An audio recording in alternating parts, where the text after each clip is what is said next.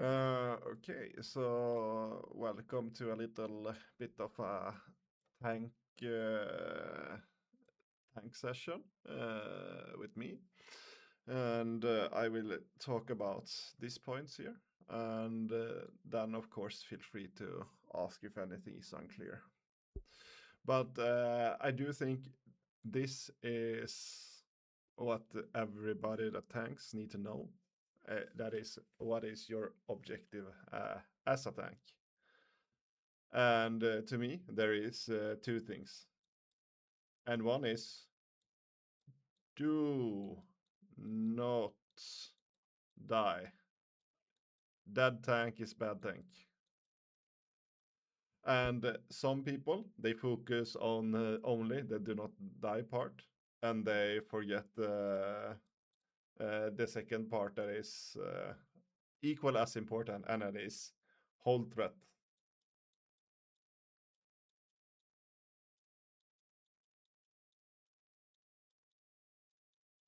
I'm actually impressed that you can type with your mouse like that. That is impressive. Yes. So basically, these two counteract each other's gear wise, because either you want like strength or agility to do it, or you want to have HP, armor, defense, and stuff like that. The best stats that gives both is actually agility, because it gives dodge, so it gives avoided, it gives crit, so you have more damage, and it also gives armor. So agility is a very good stat. That's why we try to focus on it later on with stats prior. But this is like the trade-off you do as a tank. Like, you should not die and you should hold threat. Like, that's the two things you need to do. And then the next thing, when it comes to tanking a 40 man's raid, it is actually a teamwork with all of the tanks. And we can have teamwork in different ways. One way is that we have some different specs.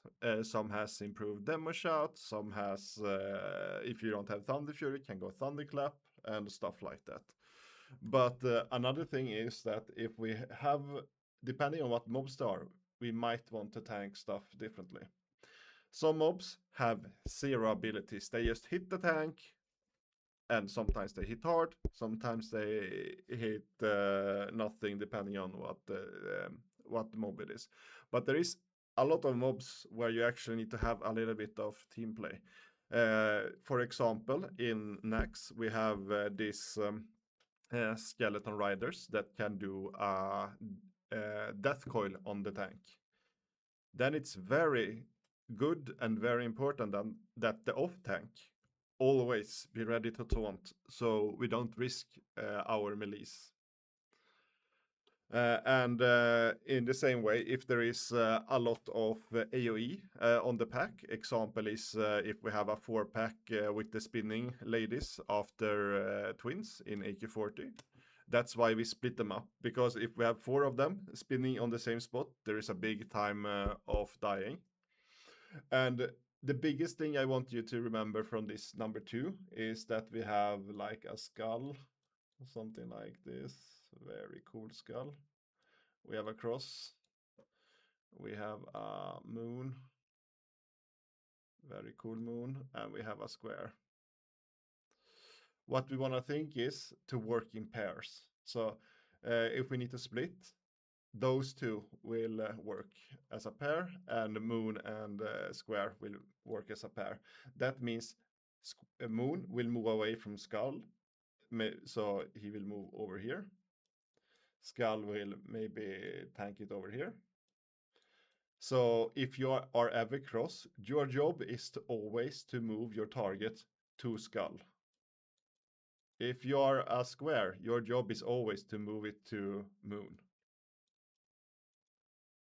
And if we do this, we can create separation between them, but we can still cleave. very good place where we do it. A good 99% of the time is in Axe, in Abowing with the 4 packs where we use FAPs a lot, and we just split them up. We want to use this a lot more when there are AoE, and that's something especially the off tanks seems to forget that they are like pair.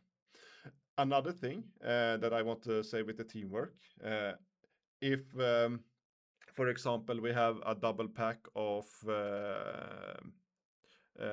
horses in Axe that do the coils, I would assume that the moon is actually pumping hard on Skull and Square is pumping hard on Cross. If you ever seen the main tank not as a target, you should taunt as a moon. If you ever see a target, the second tank not targeted on Cross, you should taunt. Because if we can have all of the damage come to the tanks, we both make it easier for our DPSs, they feel more secure, and we make it easier for our healers. So this teamwork that Skull and Cross work together when it's 4-pack, and that Moon and Square is always backup when we have 2 targets. If we can get that in for all of our tanks, that will be huge. And that will enable all the DPS to feel more secure, pump harder, and the healers to not let anyone die. So that's something we should strive to always work on that way when we are in a group. Okay, so we will actually look into some buffs and some stats. And I will just open up my client here, and I will show you what I use and why I only use this amount of buffs. To start off, this is very different from Anniversary, where there were no buff cap, then you just get everything. But it's very, very, very important that you, as a tank, come prepared. Even if you're an off tank, main tank doesn't matter. It is, if the tanks die, the raid goes to shit. So the better you prepare, the better. But I don't use that much consumes if you will look to the amount of it. Like you have a food buff, and I suggest that you use Chimera shops. It is 25 stats versus 20. If you want to parse and you are really good gear, you can go into dumplings, but you should always go for Chimera shops. It's just the best tanking food. And then we have the same offensive. We should have Firewater or Jujumite. We should have Elixir of Mongoose, and we should have Juju Power. Then we should also have a stone. For Horde side, I suggest always go for Elemental Sharpening Stone on your offhand and call it there. And always have your superior defense on you. And a flask and a Sansa. What many people forget is actually this Gift of Arthas. It is a very good consume if we have it up on the tanks. And Gift of Arthas is so much more worth than trying to get an extra Rumsey Black Rum or Elixir of Fortitude, because this gives 8 more damage for every single melee we do when they get the debuff, and this procs pretty often. So don't since we have issue with losing buffs, especially if you main tank, because you're getting a few more spells on you. I actually suggest that you do not use Fortitude or Dark Black Rumsey, the 15 stamina food alcohol buff. The lower geared you are, the more you can look into those 2 buffs, and it's not always starting to push off consumes, but I can already said with this amount of buffs and even without DMF, I have to repop quite often as a tank. So yeah, it's not that much more to say, but it's just come with as much as possible, because the better prepared you are as a tank, the easier it will be for the raid. And this is the big and.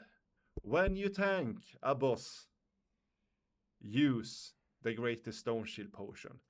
This is a fucking awesome consume. This is what enable you to feel like you are the raid boss. And the reason why, look here, this is not full threat, not full mitigation. It's a mid set that I think is like works for almost everything in the game. And it is basically BIS items all around. And you can see with that I can go up to 6,300 armor, and armor scales flat linear. So this means that you get around a 30% armor buff by pressing one button, and it costs between like 7 to 20 gold depending on when you do it. So for all encounters, unless you're gonna parse and gonna do a cheeky mighty rage potion, you should have a greatest Stoneshield active all the time, always. So this is when I tank Nax, I go in with 30 of these and only 5 mighty rage potion if there is a, because I don't have space, as you can see. But yeah, this is just one of the most important consumes. Don't forget it when you tank a boss. Okay, and before we go into the stats, I will actually do talents before, and I have prepared something here. And this is the best talents overall in my opinion. The reason it is the best is because you unlock Last Stand, and you get the improved shield block. It's a very good 1-point wonder that actually gives double the value on shield block. And we don't use shield a lot in our raids, but when you do, it gives so much value to just press it one time, because you block 2 hits with just one press. It is so good. We have some other variances of this, but this is one of the best for main tank. This one is very popular by speedrunners because they never ever use shield, so they just put some points into heroic strikes and get some extra defense skills. But the most important from protection is to always have Defiance. That gives you more threat, and Last Stand, that's what you want to have from this. And then we will come to this important part, and that is for the off tanks. For the off tanks, I would have, this is the best option overall. Like, you get the shield block because you most of the time does not get as much heal as the main tank, so it's nice to have ready to swap shield early, and have the improved demo shout. Like, the demo shout is a amazing ability. We have 1 players assigned to it for most raids, and the reason why we have that will also be shown very easily in this picture, because here is some stats from debuffs we do. And basically what improved demo shout does is giving a 23% flat damage reduction. So basically you remove 1/5 of the damage that all of the melee damage that goes out on the raids from pressing one button. It is, if you look at it as this, an amazing talent. Without it, it gives, I think it's 17, if I remember correctly. So it's like a 5% buff compared to not improved. So just remember, if you're on duty to do demo shout, you give us 23% damage reduction, basically. It is crazy good. Crazy good. And that's why we have assigned a specific person for it. Yes. And since we have been talking a little bit about swapping to shields in the talents, Here is some stats about it. And if you do it, you will lose swing. You will lose your global cooldown and the swing timer, but you can always just swap it. So you will lose threat when you swap to it, but it is very important to have it on a good button to swap to shield and then back to dual wield. So what I normally do, if I feel I'm in danger, if I see my HP on 50% and I'm not topped off, I most of the time just put on a shield. I have it on until I reach 100% HP, and I swap back to my weapons and keep pumping. So don't underestimate the power of the shield, because it saves the raid so many times if the tank have a little bit of feeling when you should do it. And I actually suggest that you do it around 50%, so you don't risk anything, because you should be topped off most of the time if you are main tanking. Also want to show you a little bit about the Thunder armor. This is basically how you calculate odds, and that's with 1% miss if everybody is hit capped. And you can see if we have 7 warriors doing Thunders, we get instant 5 stacks 99% of the time. Just fun fact to have. And since we are talking about it, this is a cool table that shows all of the threat that everything does. And yeah, everything is multiplied with distance and so on. But we can see Revenge deals quite a lot of threat, but it's nothing compared to Bloodthirst, and I will talk about that later in the rotation.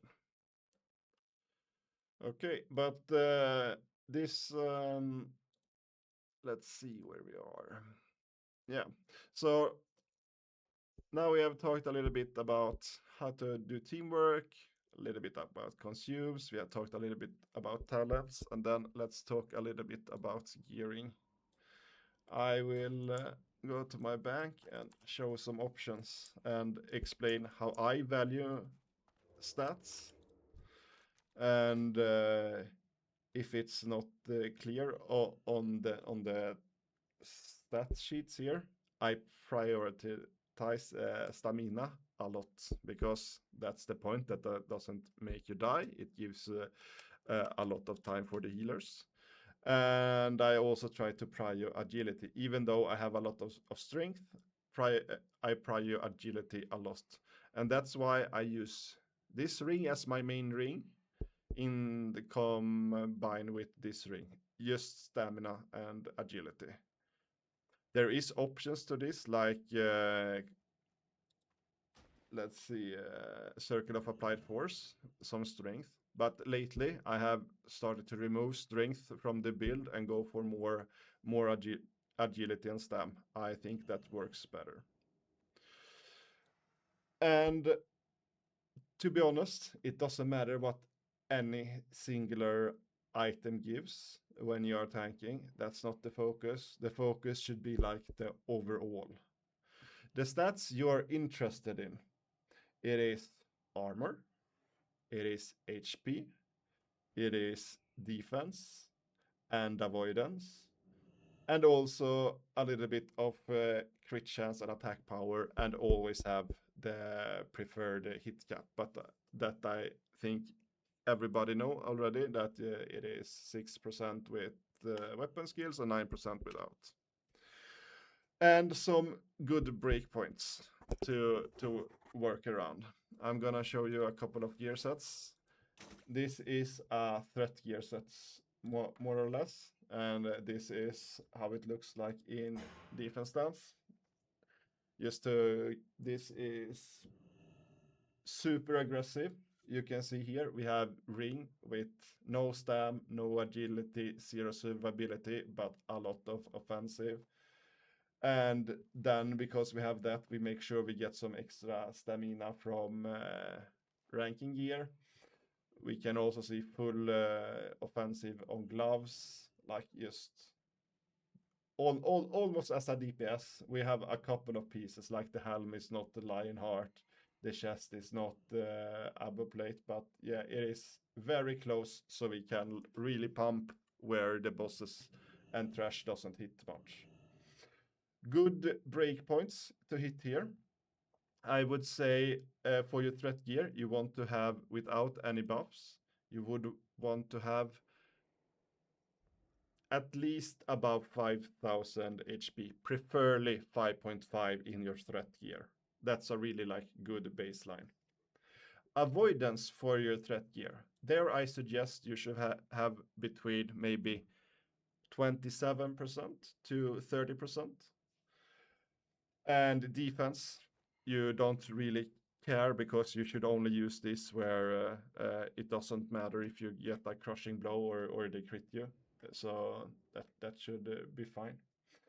And then for crit chance, just stack as much as possible because if you crit a Bloodthirst, that's when you will start getting a lot of threat and you will get better flurry uptime and everything. So crit is actually a prio, and you preferably want to get your crit with agility. That's the optimal thing. Armor wise, for example, let's put on some other gear. I should have a pair of edges here somewhere. Okay, I already have them. Okay, so we have edge masters. Now we can see we lose a couple, and then we maybe have. Yeah. I think gloves is what people change the most. And you can see you lose a couple of 100 armor instantly compared to something else. But I would say if you have, almost the same here. If you have over 5.2 k armor, you don't have to worry so much in your threat gear. But yeah, the more, the better, of course. And that's the main stats for your threat set. And then I also gonna show you my favorite set overall, because this you can hold threat versus pumpers, and you can also tank a lot of bosses, easy tank twins and stuff with this. And that is this set. And I will just, yeah. So this is the set that I like the most, and I have like tier 2 Mark of Citern. Mark of Citern is like super neck. It doesn't give a lot of offensive abilities, but the mitigation is just great. For shoulders, you can either go the ranking shoulders, the purple ones, or you can go with conquerors and also tier 2 if you want to.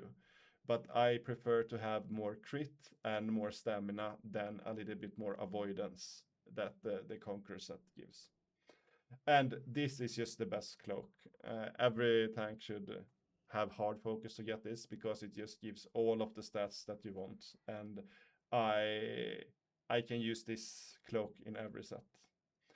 And tier 2 is also just very strong. If you have everything tier 2, you're a pretty good main tank, you're pretty good off tank. Like there's nothing wrong with that.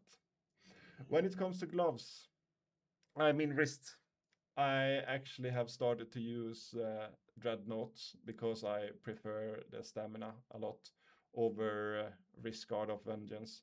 Brutality Bracers is a good option, but yeah, tier 3 is just really good. Really good. And I actually go with Stam nowadays instead of Strength just because then I can go more offensive on other stuff. So yeah, that's personal preference. Then I go Steadfast Determination. I think these overall are better than Goa, even though I have them also, but I have used them more and more just because more stats, more stab, more agility. Even though you lose some threat, the better gear you are, the more you can check into survivability. Mentors, legs we said. And here, boots. I just want to say, chromatic is not needed. Don't stress about it. PvP boots, super good. The boots from them, super good. Either one of those, you won't feel any different from chromatic. It's just like slightly more threat with chromatic than, for example, general plate boots. So yeah, don't sweat it. And rings. I think rings, the most common part we can have here is like Circle of Applied Force and Ring of Godslayers. They work really well together. And also, if you don't have one of those, you can also always use Ring of Reckoning that you see here. Good substitutes is Bronze of Dragonflight, really good ring, also give hits. And tier 3 when you need to go really, really chunky. If you want to go offensive, you can either use Quick Strike or Kurari Fury Ring or a Natural Force. But I try to just stack as much stats as possible, and I use these two rings for most of my set nowadays. And then when it comes to trinket, we have a few to pick, but the best trinket in the game is Kiss of the Spider for a tank, because it makes your opener so much stronger. And when we talk about your opener later on, you will just see that this is just the best trinket in the game. And then you have a static trinket. Drake Fang is really good for tanks. If you are a DPS, you can have Hand of Justice or Drake Fang. They are basically the same DPS, but for a tank, Drake Fang is better because it gives you more flexibility with your gear, with the hit, and also the dodge, since you're taking a lot of damage. But yeah, if you don't have Kiss of the Spider, try to use an active trinket on pull. If it's Earth Strike, if it's Diamond Flask, whatever, doesn't matter. Use something active on pull on one of your trinkets so you can get as much threat as possible on your pull.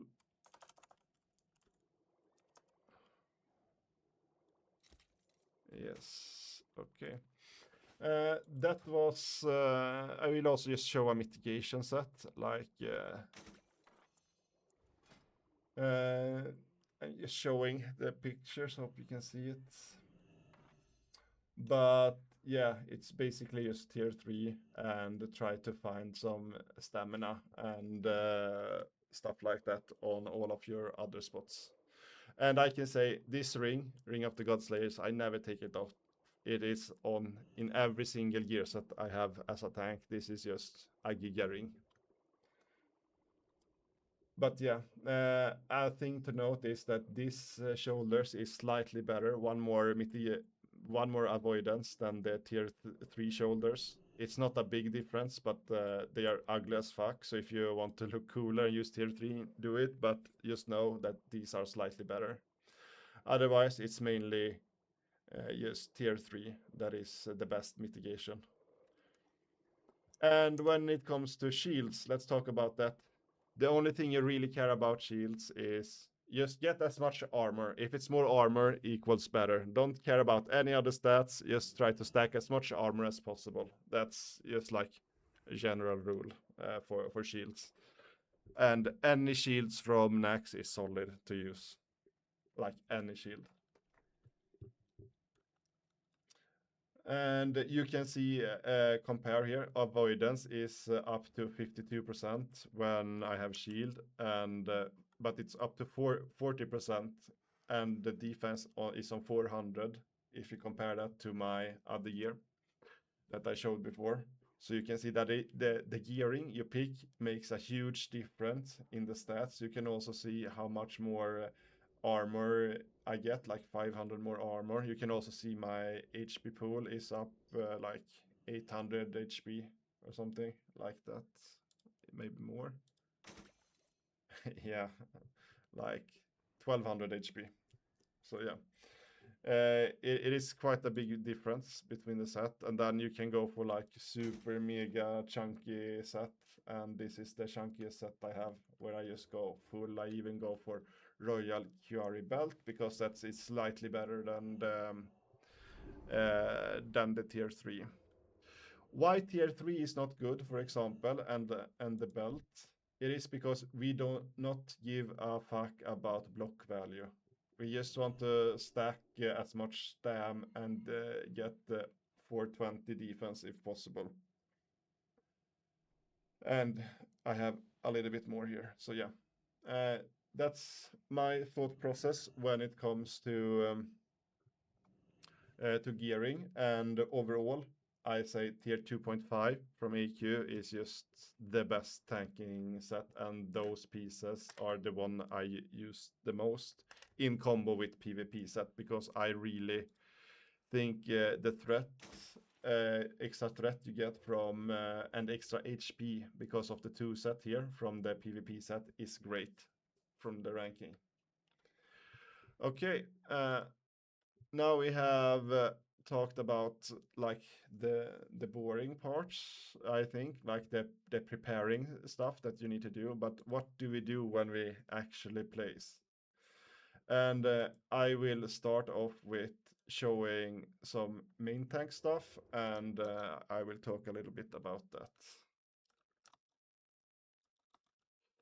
Prepared a little video, and this is from one of our raids, and we can just see what's happening. We have a combat start here in like 15 seconds, and we're just gonna see what do Defchad do when he main tanks. Okay, so I popped a blood rage. I get some rage. Why do I do this? Yes, because I would want to do a death wish. And since I know this is a sub 30-second fight, because I checked in the logs beforehand, I have a plan when it comes. So if we just let it play out, we can see that I do death wish, 5 seconds until it starts, and I just start clicking kiss. I do last stand, I pop Rick, and I'm going back to defense stance, and I'm spamming. The first things that goes out when you main tank, it is the Bloodthirst. And I have my heroic strike all the way to the right side, if you can see it here where my mouse is. And you can look there and on one, and you can just see how my heroic strike, it is lit up all the time. And you can see 2 seconds left. Look what Defchad does. He's spams that shit. He do not want to miss a single half seconds on Bloodthirst when you main tank. Bloodthirst is your main ability. It is the best shit ever. It is what enable you to do Giga Threat and let everybody else pump. And this is, let's let it go. I did a revenge. I just keep pumping. And since I pre-potted everything, this fight is very easy. I just smash. And now people start execute. And we're gonna stop at 10%. And we're just gonna see how it looks like here. People are popping Rick. People are pumping hard as they can. And this is not a DMF week, but you can see I still have like a good threat lead. And here, just because I have a good threat lead, I feel like I can't lose. I actually swap to battle stance and do an execute here. This is not needed. I could just do it, but I like the parse also. So that's what I did here. And you can see I'm just keep pressing my heroic strike all the time and pressing execute. So that's how I do Veil. I pre-pot everything and then I just smash. And I just wanna go back and when just check first threat, and 2 seconds later my threat should be 8k. So in 2 seconds I get like 5k threat, and I already have like almost double amount of threat of the one with the most threat. And you can see that I just keep pumping like 20k threat, and this is just a couple of seconds into the fight. And that is how you want to do as a main tank. It is totally opposite from DPS. You want to front load every single thing you have. Like just send everything, every single consume, every single cooldown, And if you don't use Rick, it is Death Wish and your trinket and your greatest Stoneshield potion, like everything. Hello. Hello. Hello, Hello. What's up? we do we doing so. Just listen. um, I just have a question. Yep. Question. So when I main tanked this boss, sometimes I did exactly like you. I pulled Diamond Flask. I pulled um um uh yeah, every cooldown that you can imagine, and then I just start with Bloodthirst and I press heroic strike all the time, and still sometimes I had compers that were close to me. I don't know why, but when you lose threat in this boss fight, it really fucks up everything. So maybe you can check with me, like next time, what I've done wrong, maybe, or maybe also the other players were just too good. Yeah, but you can also see here, since I have Rick up here, I Yeah. guaranteed to crit, so it crit. Are If you I if okay? So you have recklessness. You use Yes, recklessness. yes, I use recklessness. I used everything. If you want to let your DPS fully pump from start, they are already like in range for the boss. You need to pop everything. You can't save anything. Like you can see, I have Rick Death up. wish and death and recklessness Yes, together. yes, Death Wish Rick. I even used a Mighty Rage potion here to really let them pump. And since I did that, I pre-popped my last stand. So you can see everything I popped here. Rick, Kiss, Okay.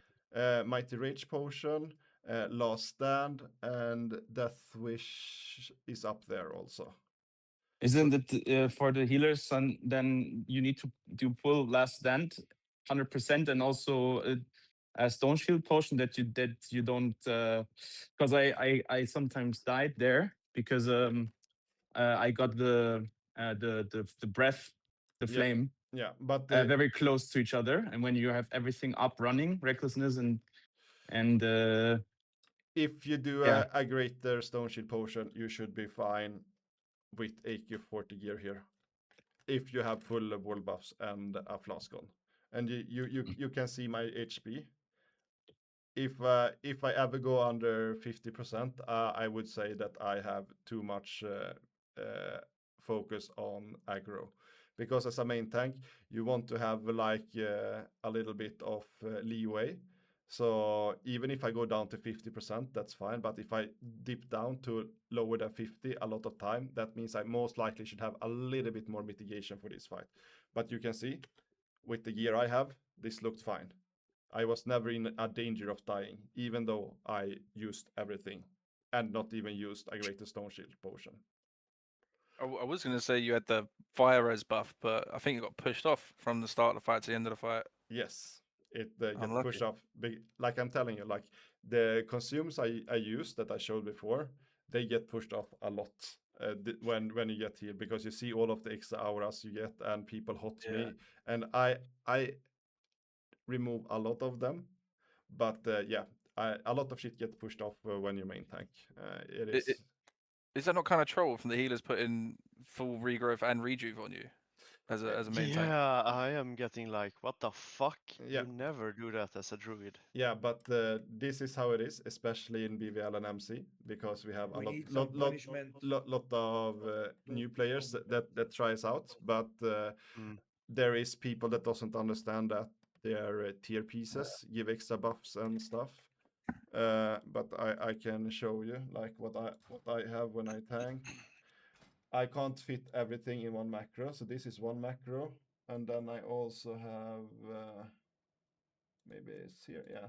I also have this where I cancel some other stuff. So I can't even fit all of my cancel auras in one macro. I have to split it up.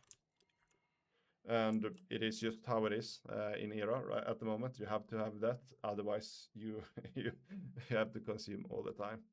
But this boss is very specific, and I will show you two bosses more from main tanking perspective. One where we have rage and one where we do not have rage, because I do slight difference. But the main thing is like Bloodthirst is your best friend.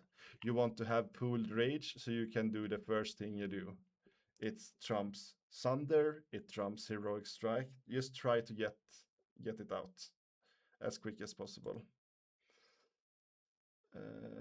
But do you know who is the one that is throwing regrowth and rejuve on you? Yes, I know, but I mean, which like when But you can't when use. I'm playing my druid, I focus healing on casters because I know they don't have a billion buffs, so I always keep rejuve and regrowth perhaps on casters as a druid, because this is a big fucking no. yeah, but it is not only druid, it is priest, it is shamans that have different talents and stuff, and it shit just get pushed off. It is what it is, and for Nax we address it for the people that does it.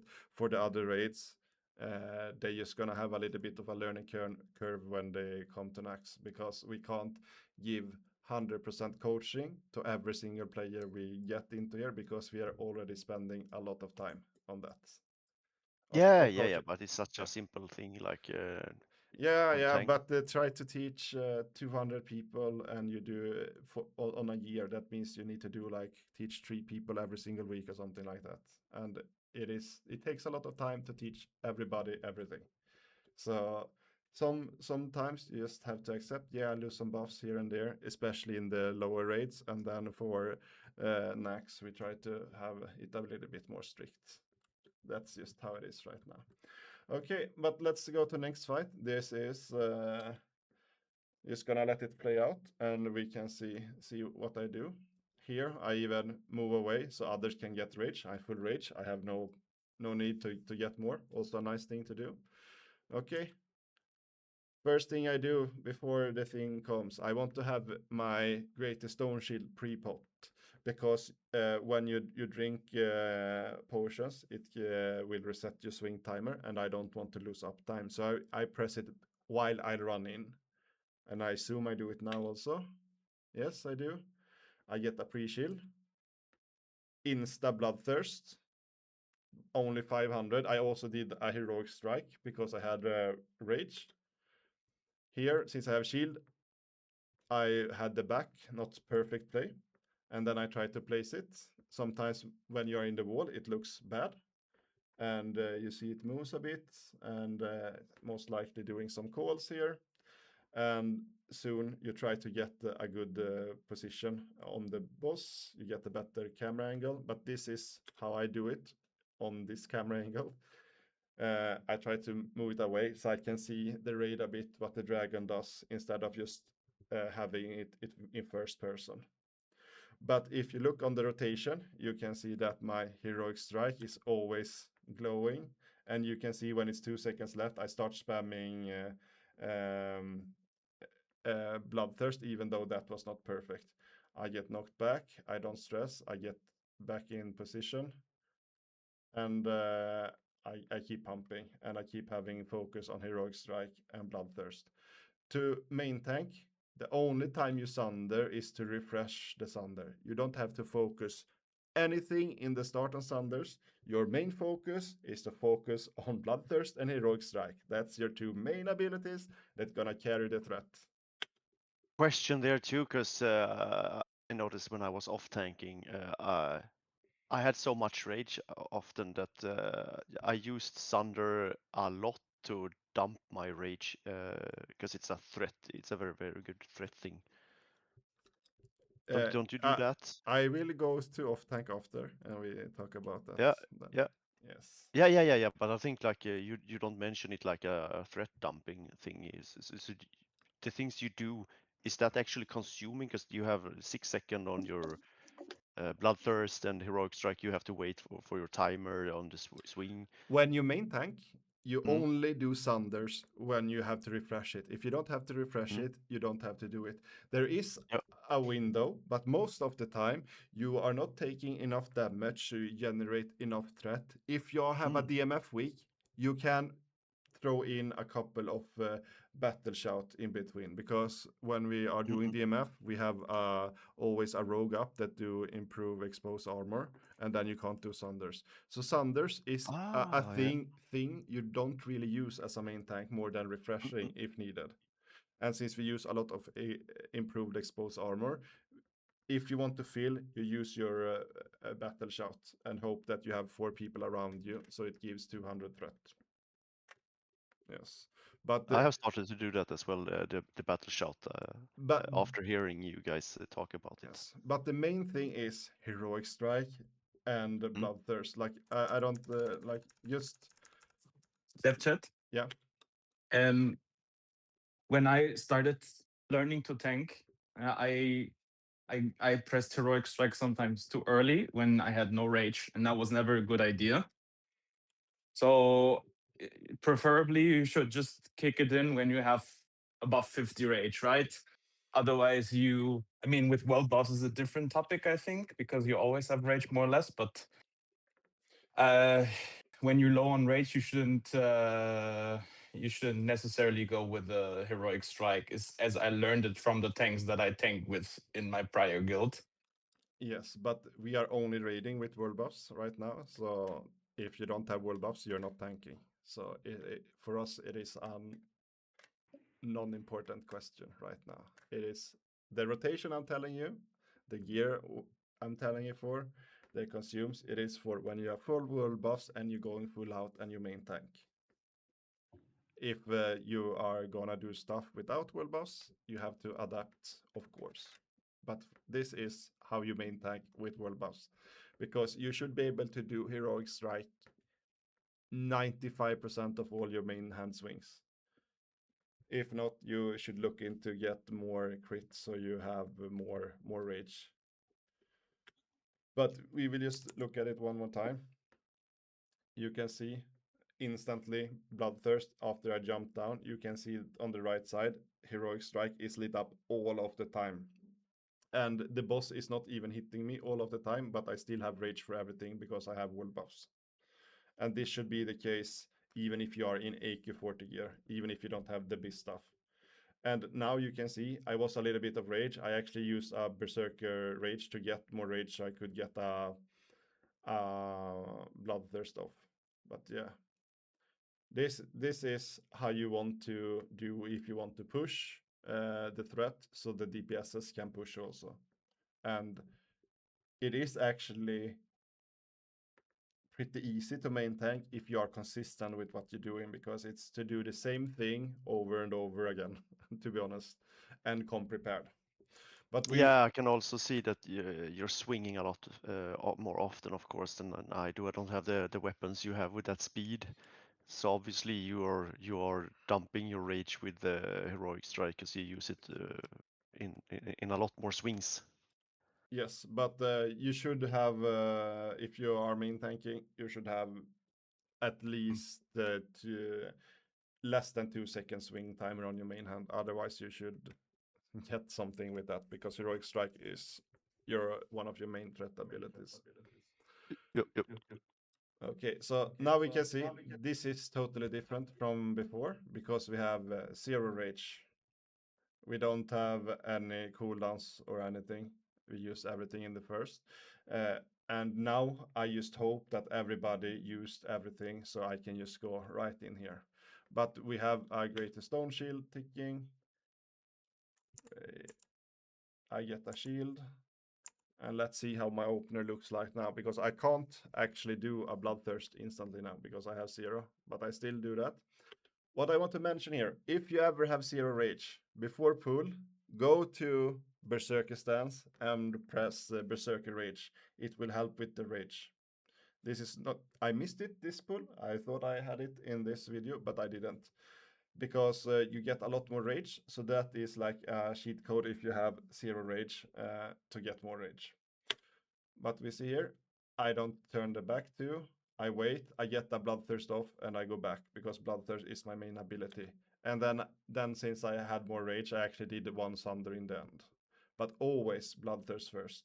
And you don't want to jump down the ledge before you have done a Bloodthirst to make sure that you have some threat. So when people run in and they do 1 or 2 white hits because they can't wait DPS, they go and breath the raid. And then it is as all of the time. I did a Sunday just to help it out because it was Bloodthirst was on cooldown, and now I just spam heroic strike and Bloodthirst. I do revenge now and then, but I miss a lot of revenge. I have to say that myself. And I just try to do Bloodthirst and Heroic Strike, because if you do that well, you will have threat. And you can see here, like I have a good threat lead, almost double, and this is the only thing I do: Bloodthirst and Heroic Strike. And here we're just gonna pause it, and we can see I have let my greatest Stoneshield run out, so that was bad of me. I should have refreshed it to make it easier, but this is BVL, and I'm not really scared with my HP pool, so I just kept going without refreshing it, but always try to have a greatest Stoneshield on. But yeah, that is basically main tanking. It is a lot different from what many think main tank is, but I think Bloodthirst, if you remember, this is your first global, this is your main focus, and then when you think about it more, you're gonna think more Bloodthirst, and then after that you think Heroic Strike, you will be fine. Because everything else threat-wise is just so bad compared to Bloodthirst, and Dump Rage with Heroic Strike is just great. So that's just the best way to main tank. For off tank, it is slightly different. If you are supporting on a boss, you should always sunder, like the DPSs. You sunder first, and then you go into your normal rotation for DPS. If you are the demo shout guy, you do not sunder, you just get the demo shout out. If it resists, you do it again. If it resists 3 times in a row, you demo shout again. And that's just how we should do it there. But for off tanking and ads, when you have your own target, there is a lot more nuances. For example, for moon and square, since we are not focusing on them and sometimes we have split them, I try to sunder them as quick as possible, so the sunders is ready when the players come. That's what I do when I do moon and square, because you should be fine. For skull and cross, you should always use Bloodthirst, so nobody cleave and get aggro. And do not be afraid to taunt. If your Bloodthirst miss or parry, just taunt. If you're a player. Also, if you're on demo shout, you're normally on square. Then I wouldn't do Sunder. I would just hit with white hit, use have aggro, you do demo shout, and then you do Sunder. And then the rotation for the off tanks. It is basically as soon as it's 5 Sunders, focus on Bloodthirst, focus on Heroic Strike, and go. If you are on Moon and Square, you can even swap out your Heroic Strike for Cleave, so you do more damage overall.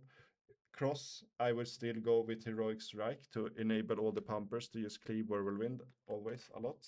But it's fine to do some Cleave also if you get a good opener, if your Bloodthirst crit or something.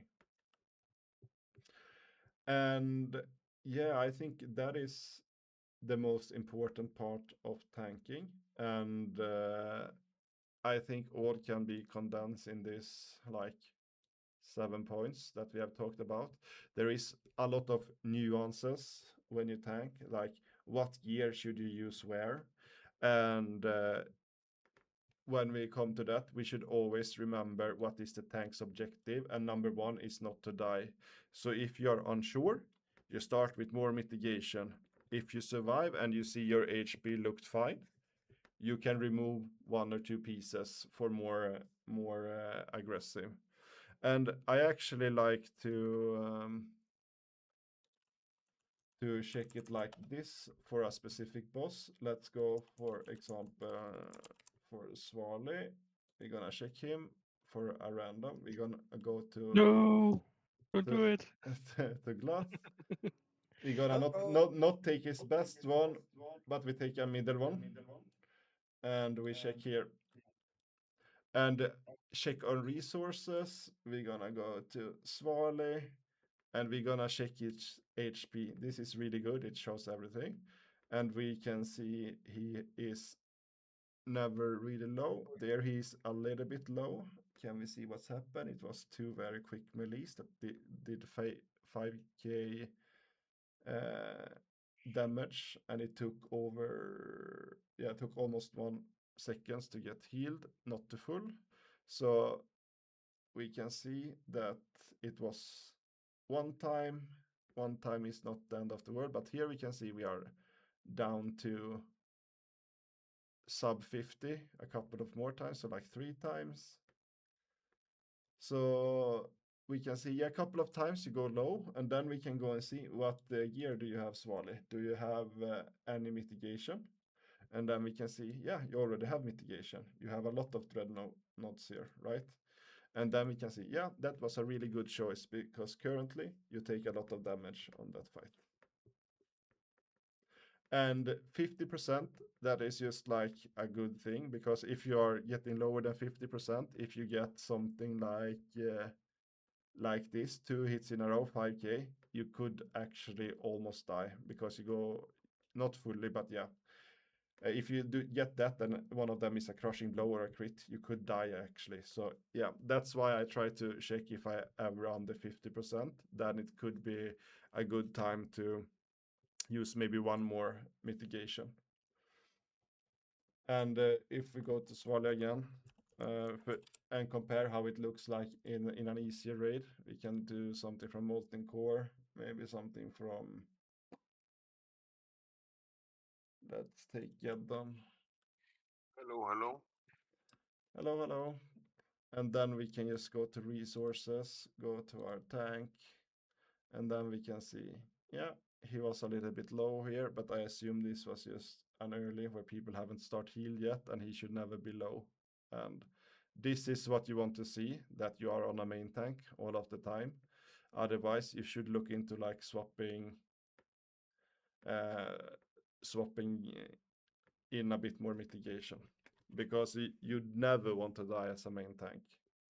And you also want to pump. So checking logs to make sure you have optimal gear as a main tank is very important if you want to not die and let your guys pump. And it always depends on what gear you have, because all main tanks can't always be full biz. So you have to like adapt to what healers you have and what gear you have.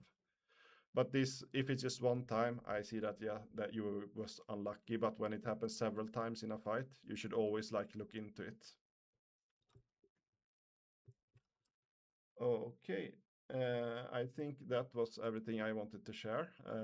Basically, how we work together is a big thing for off tanks, and also that the different from off tank and the main tank is that off tanks help out with the support stuff more in the opener, like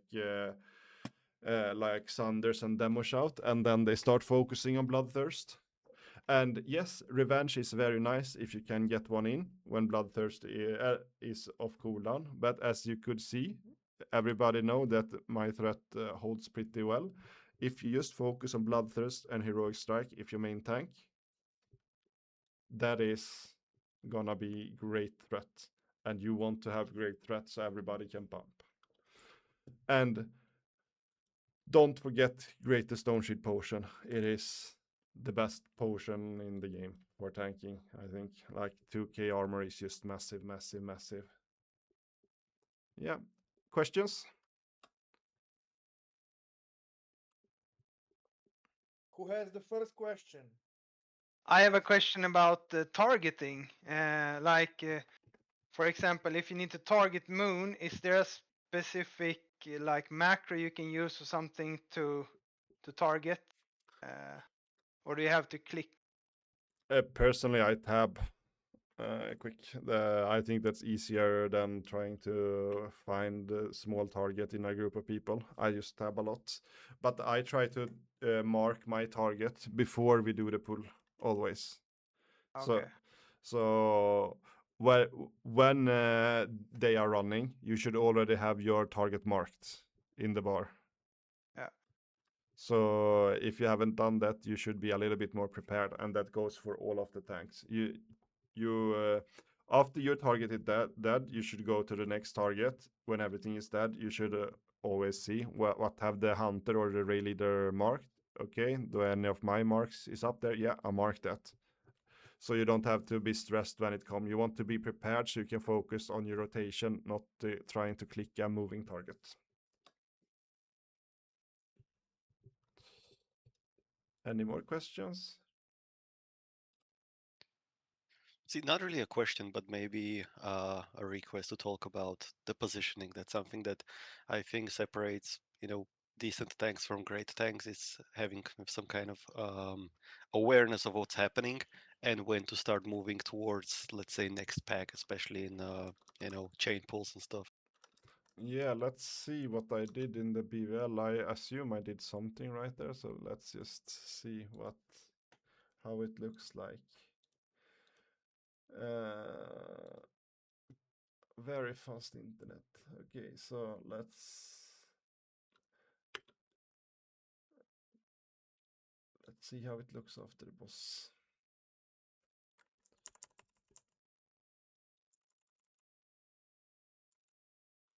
Okay, but this is a good look what I do when I run front. I already have my skull target. We have not even pulled yet.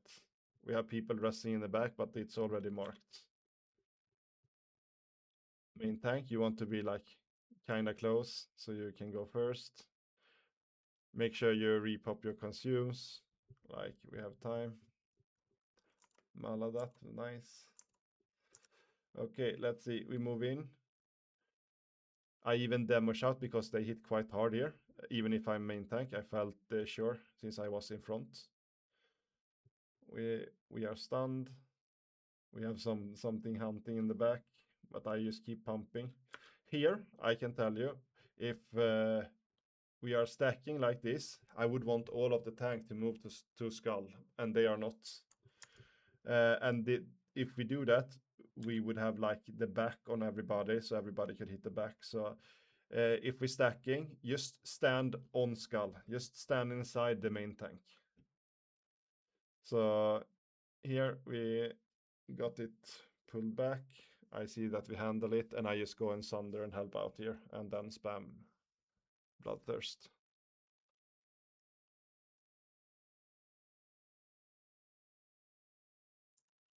Let's see if we drink a bit. Yeah, this is where we did the pull that didn't work. I think we tried to hide here, but it's not LOS, so this was a really scuffed pull, but we tried to wait. I tried to battle shout and get it, but you can just see that they are shooting behind. Whoops. And here I'm scared that I'm gonna die from from the thing. And even though I have taunted the guy, I try to move back, but it doesn't really work because it's not LSing. So I go back one more time and try to help out the caster here, but it's hard when the LOS doesn't work. Yeah, bit scuffed. Yeah, let's see this pull instead, where we can LOS. But you see, it's marked. Yeah, I wait. I have my skull. I can see it's casting. I go and just get my shit out. And then I run back. And since I know he needs to travel to me, I actually hit other stuff in between because I focus on the skull and then I go back and focus on him instantly. That's something anyone can do. If you're waiting for a target and you already have aggro 100%, you can hit other stuff in the meanwhile. And when I have my target, I can cleave sometimes, as you see here also. I just cleave a lot there. So yeah.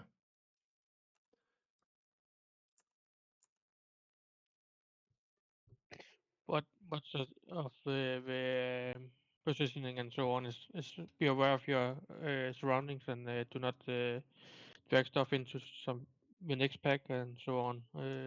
And you always have to predict what is going to happen in like 2 seconds. Yeah, so here I can see that we have fire, so I try to move away from it because it's going down there. And now I'm just blasting everything I can because I see everything is picked up and we had some bombs. So I'm not DPSing on cross there because I see that we're getting a lot of AoE damage from these guys. And that's something if DPSs or tanks can see. It's very nice to just kill off those small mobs quickly if they do AoE, because AoE we do not want to have in our raids because AoE is the dangerous part. We rarely die from like single target stuff. So yeah. So, but on these raids we do not stack that great because we could have cleaved a lot more. When we do it on the left side, we are a lot better on stacking than when we play it here. But yeah, it goes back to this that Skull and Cross, they tank together. If there is no cleave or anything, like Moon, stay on Skull. Cross, Square, stay on Skull. Cross, stay on Skull. Like, if we stack stuff, you have your tanking body, and if we split stuff, you also have your tanking body, and either everybody drag to Skull, or we drag it to Skull and to Moon, and then it's Square that drags to Moon and Cross that drags to Skull. I think that's the easiest way to explain it with my ugly painting. Any more questions? Yes, when you're walking back, are you walking back like back pedaling? So you basically take lower damage, or do you show your back when Uh, you're moving back from a target? I try to always strafe back, so you try to never have the back to the mob. You always want the front. Okay, thank you. And backpedal, we use that quite a lot in Axe. Like we try to backpedal a lot in, for example, Four Horsemen when you tank Mograine and Thane on the cleave. So we can move them like close together so we get the cleave damage out. And if we run, it's very hard to time it 100%. I got one shot at there when I showed my back. I'm never doing it anymore. Yeah. Anything more that feels like unclear from what we seen today? Um, is there a time as a main or an off tank that you use cleave, or is it only for small trash packs that you focus on cleave? I mean, if you are an off tank and you cleave like ads on a noob, sure. As long as you feel like you easy can hold the aggro, you can cleave if there is more mobs. You can be a bit greedy. It doesn't hurt to do more damage, but I can say mainly Skull and Cross should use 90%. Heroic Strike or 100, just because we do not want to risk our DPSs. I hate when I feel like you raid lead and then you miss a heroic strike and you didn't taunt and then one melee DPS die, because that player that dies first loses all buffs, so it's more gold, and he loses his wall buffs. So you really want to be sure that you have aggro, especially on Skull and Cross, because that's when people pump the most and you have the least amount of time to build threat. So Skull and Cross, just go heroic strike and be the best tank you can to not kill your friends. And one last question: what do the off tanks on Patchwerk? What should they click there when like they're soaking Patchwerk? What Yes. do they? So if you are the one with most HP, you're gonna try to use Bloodthirst, Heroic Strike, and Shield Block. You're gonna add in Shield Block. Shield Block is great. And if you have the talent, so you have 2 hits, it's great because then you don't have to press it often at all. But if you feel like you are the one with the lowest threat, like let's say you are 20 or 30k below, then you stop pressing your shield block and just focusing on the aggressive part to give more headroom for the DPSs, because it's always the lowest threat tank there that is the issue for the DPSs. And the one with the worst gear, with the lowest HP, will get Hateful Strike less, and that means he will get less rage. So one warrior will have a harder time to generate threat, and that's why the one with most HP should use most shield block, because he, one, get more hateful strikes, and two, he also gets more rage, so he can afford to use it more. I've got a question about that fight. How comes we can't go above the off tanks if we're lower health? Like if we dip into the green, shouldn't it be safe for us to go like as long as we're not overtaking the main tank? Then we shouldn't get hateful strike, no? Okay, so it is like from the top four guys, it's gonna hateful strike the one with most HP except the main tank. So if there is a main tank and two soakers, it's gonna be that. It is technically possible, but if you do that, then you can force 3 hateful strikes in a row on the off tank, and then you kill the off tank if you do that. What? I don't understand. How comes that? How does that work? Like, how does it do 3 hateful strikes on the? Okay, so let's say here we have a threat table. Very cool. We have a main tank here. Boop, boop, boop. And then here we have an off tank 1 and off tank 2. And then we have the next spots. This is the spots that are in melee range. That 3 fucking. You don't have to, we get it. We get it. Yeah. That's free. There you go. Okay. And this is the main tank, and then we have 4 spots, 3 spots left. That's matter. And then when he gets hateful strike, he goes down to maybe 60% HP. And then he still has maybe 8,000 HP, 8k. And then we have 2 DPSs here. So now there is not off tanks, this is DPSs. So now we only have 1 here. And since we haven't swapped all of the healers, that means that he's gonna get hateful strike 1 more time. And now he's on 30% HP. And he still have like 4.5k. And that means he is still the one with most HP. And then the next hateful strike, then he's dead. And then we starting to kill off the next one. And this is if we have only 1 soaker and we have set up so all of the heals go to that one, then it is possible. But when we split the heals, it is not possible to heal that much on one specific player unless we have everything going into it.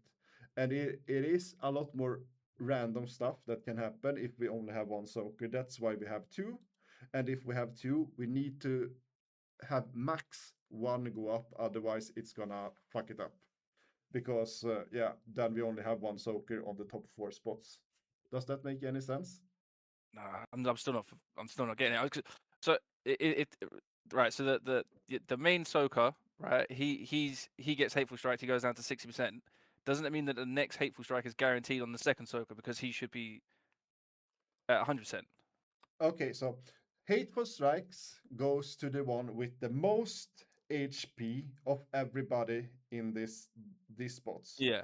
If this is a DPS and this is a DPS and all of them is on 3k HP, both of them is on 3k HP now. Then he get 1 hateful strike and then 2 hateful strike and then he get 3 hateful strike and is not topped off. He dies. Okay. Right, I get what you're saying. So if we're pushing the tank out of the threat meter, then all the hateful. Okay, I get it. Yeah, all the hateful strikes will hit this guy. Okay. And then he dies.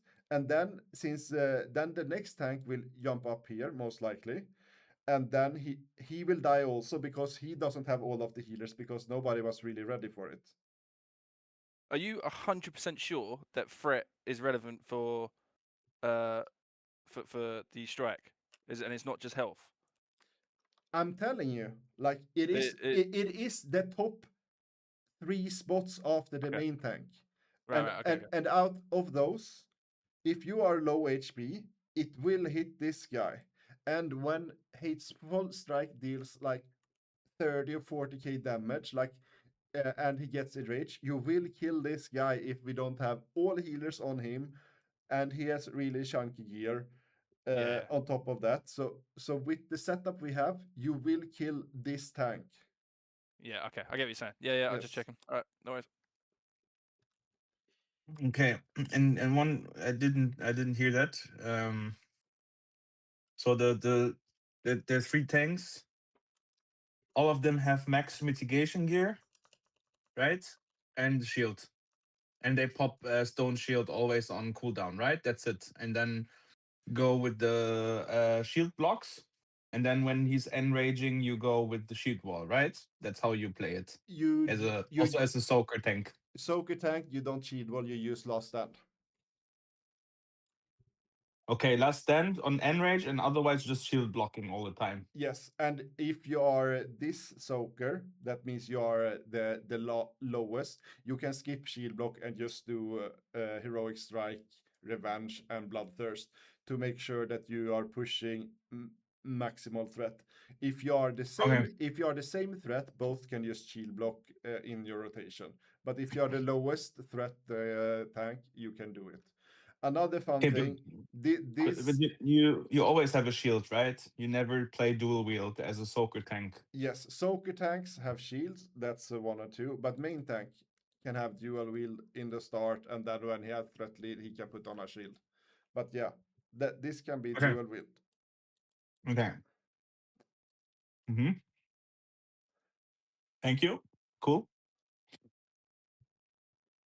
Yes. Anything more from anybody? Maybe something regarding the gear. So I think every tank likes his gear setup the most. And I remember my old guild, like the main tank he was wearing on Edge Masters. So he said, like, when you play Thunder Fury and you don't have the Hungering Cold, you'll always want to go with the Edge Masters. And it is possible to only go if you have enough hit to go with Maladat also, but I say Edge Masters is very it's never wrong until you get THC. What is the limit there? Is it like 5 or is it 7? What is the minimum goal you want to hit? For hit, Is it 5? it is 5, but you still get the glancing reduction from 4, so it's still very beneficial to get 4, but you don't get the hit benefit from it. Okay, so hit benefit is you 5 weapon skill, or yes, exactly. Yeah. When like I have Maladat as well, but I never play it because people say that the free skill points on swords is not really giving you any benefit. You can use Thunder Fury and Maladat if you have either the Annihilation or Steadfast. That's fine, as long as you have enough hit then, because then you need 9 hit, not 6. So if you have 9 hit, you can also play Maladat. Yeah, you can And go we'll just Thunder Fury, Maladat, and just go for hit. Yeah, that's very possible. and this will does the free skill points and swords will have any impact when you're 9% hit? Yes, it still remove the glancing blows penalty, and it's 4 points with Maladat, right? Or do I remember wrong? Yeah, it's 4. Maladaf is 4 weapons. Yeah, it's 4. So it's basically like a human racial, but you don't get the hit bonus. You only get the almost the same glancing removal. I currently I play the Pugio from AQ14 my offhand. Because it's quick. Yeah. But maybe I'll try out the Maladat in the offhand. Yeah, you can also try out Edge Masters in main hand, and then you can try the CTS if you have it in offhand. It is like this is my best threat weapon right now, and it is to have a fast main hand and a slow offhand. And the reason why you want that as a main tank is because you want to spread out your rage so they are not like sinking in any ways. So it's actually very beneficial to have a slow offhand as a main tank.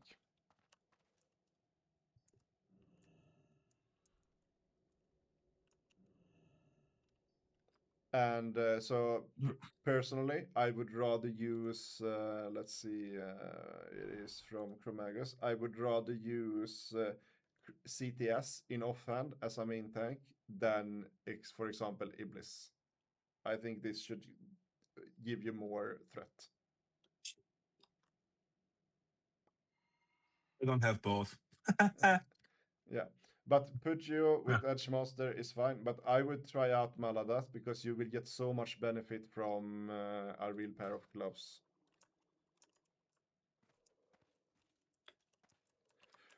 Okay, any more questions?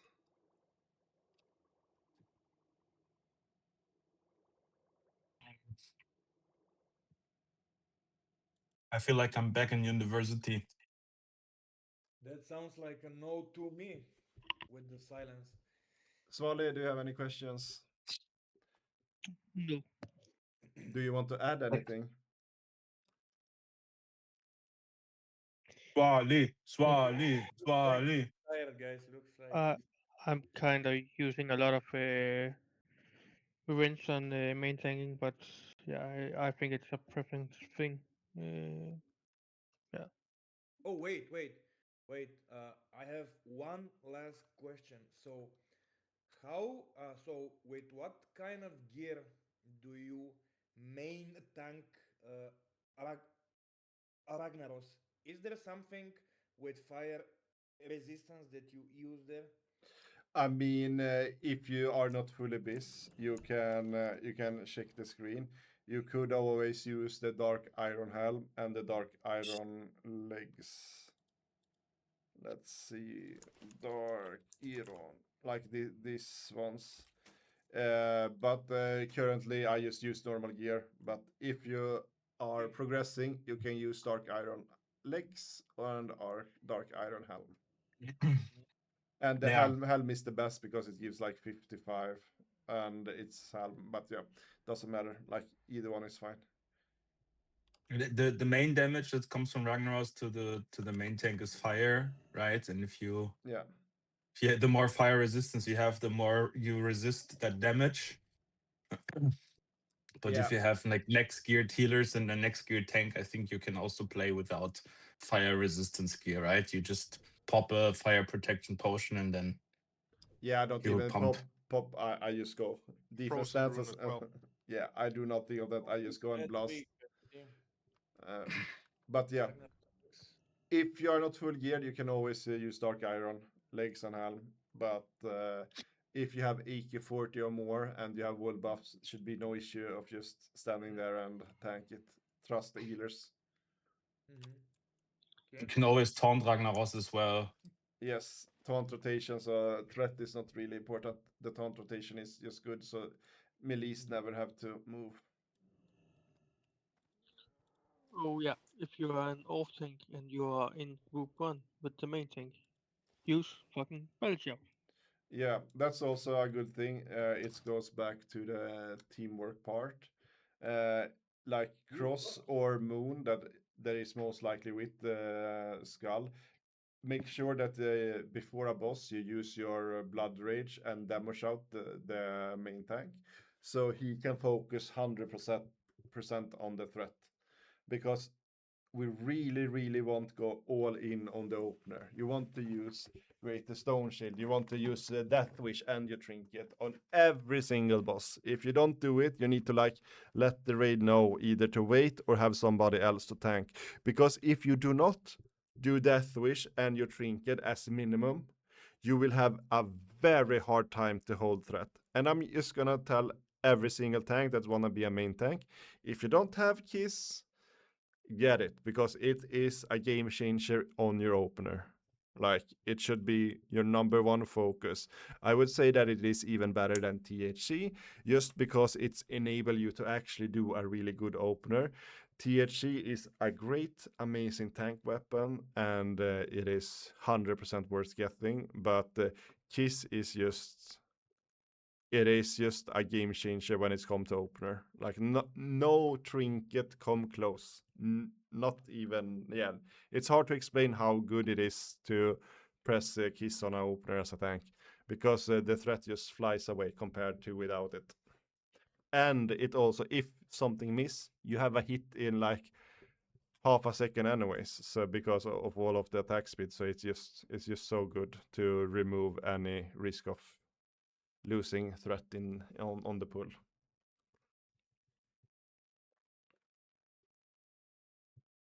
Cool. So now we move on to other tanking classes, right? We're gonna go through Druid and Paladin and Shaman, right? Yeah, now the Shaman Druid tank What will the hell? amends. Druid should be deleted and banned from tanking.